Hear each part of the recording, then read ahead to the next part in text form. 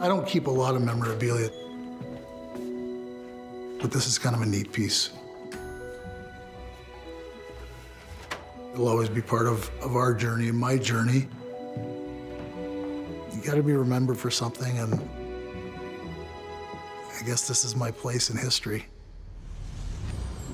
You got the drywall here that Scott Tinkler, our trainer, circled with a Sharpie, some really faded blood stains now, but that is blood, that's rat blood. 95, 96. That will be always remembered as the year of the rat in South Florida for sure. I get to tell the story. Mellenby with a shot, score!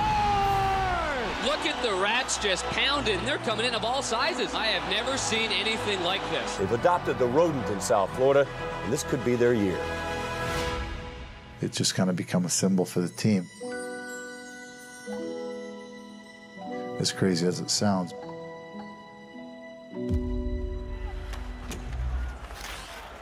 Taken by Craven, centering. Let's shot, let's go!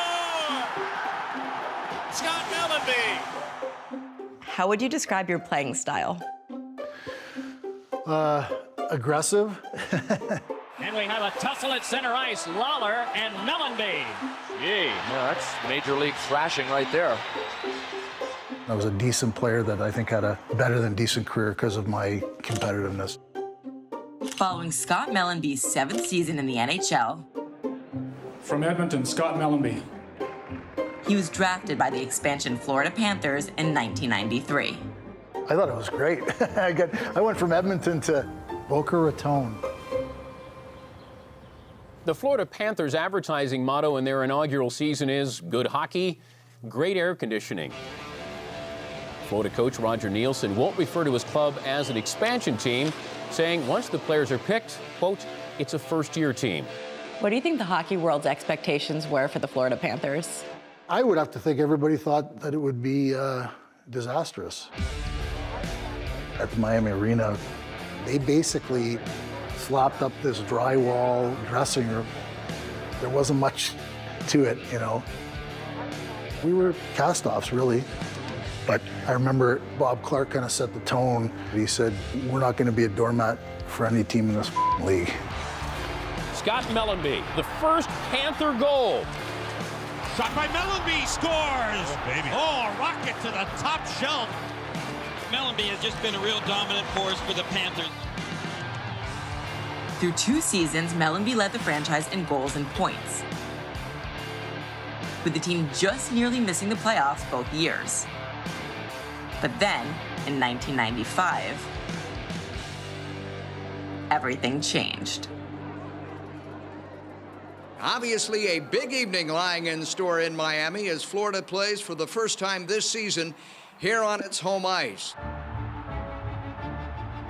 For that first home game, what do you remember about what happened in the locker room beforehand? I was in the corner with Brian Screwdon. That's where we sat. And I remember I heard this scream, there's a rat, there's a rat. It came flying into our room, and there were some different reactions. There was a couple of guys kicked at it, and it was kind of like darting around a bit. And there was a couple of guys that jumped up on the seats too. Like, it was kind of gross, right? So it was like big tough hockey players jumping up on the seats. And it stopped, and it looked right at me. And whew, it beelines like right at me.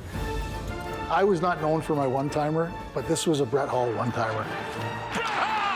Whoa! It flew about 10 feet, 15 feet across into the wall and was dead. What do you think compelled you to take that shot? Fear. And at the moment, the Panthers are being introduced. On the ice, let's take you to the center of the Miami Arena. Now we're lining up as we're going out by number, and we're out by the Zamboni thing. And I just remember vividly looking at my stick blade. I had black tape, and I had these little hair furs on the tape. From then on, Mellenby and the Rat were inseparable. Mellenby setting the screen. Tabaracci doesn't see it and scores! A power play goal! Svensson with a shot, deflected, scores! Johnny Van Beesbrook said, yeah, Mellenby got a rat trick tonight, and they were kind of like, and they said, yeah, he killed a rat in the dressing room before the game, and then he got 2 goals, so he says, I'm going to call that a rat trick. I'd never had any expectations it was ever going to really turn into anything. Score! Scott Mellenby, top shelf for the wrister. Ever since the day Scott Mellenby one time to rat in the locker room, then went out and scored twice, Rats in Miami have rivaled octopi in Detroit. It has become a thing to do is to throw things like this. I'm amazed at how many rats. There's got to be hundreds of them, hundreds. They estimate roughly 300 to 500 rats per goal. You know, I apologize to all the animal activists, and it wasn't premeditated or anything like that.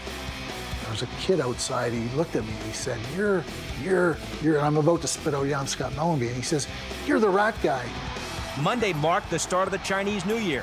1996 on the calendar, the year of the rat. It was Mellenby's best season in the NHL, making his only All-Star team. And it was the Panthers' best season, too. Now you know why they call this the rat's nest. Making it to the playoffs for the first time. At those games in '96, we were kind of viewed as underdogs and over our head, and this shouldn't be happening. It was a magical run to the 1996 Stanley Cup Final. The Panthers, they are going to the Stanley Cup Finals. You start by that point really believing that there's some karma and there's some destiny here, that it's meant to be. The Panthers lost the first 2 games of the series before returning home for Game 3.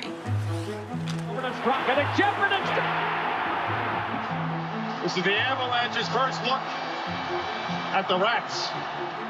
The rats were coming down and hitting my helmet. Boom, boom, boom. Mellenby a shot. Rebound. He scores! Patrick Roy's been beaten twice now here in the first period alone. Walking back to the room, I said, this is the last rat you see on that ice. Mellenby didn't get it home. A pass stopped by Patrick Roy. The Panthers didn't score a goal for the rest of the series and were swept by the Avalanche. The following year, the NHL outlawed rats from being thrown on the ice during games. But more than 25 years later, the rats are still there, waiting and watching. The rat represents to us as a whole team a big win. We love it, it's a great tradition, and we love to keep it going. We enjoyed the ride and we loved it.